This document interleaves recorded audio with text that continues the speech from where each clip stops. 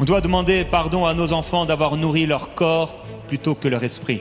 Il y a beaucoup d'enfants, il y a beaucoup de personnes autour de nous qui ont été perdus parce qu'on leur a présenté un évangile de règles.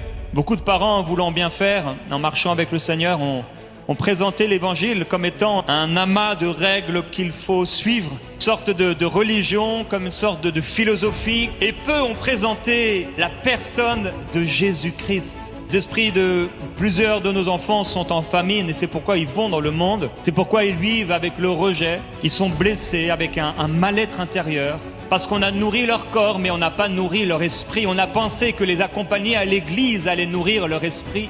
Si nous sommes constamment en train de parler à nos enfants de la réussite scolaire, si nous sommes constamment en train de parler sur le succès, les finances, le paraître, cela manifeste une sorte de poursuite. Qu'est-ce que tu poursuis, mon ami? Je prie que nous puissions poursuivre le Père.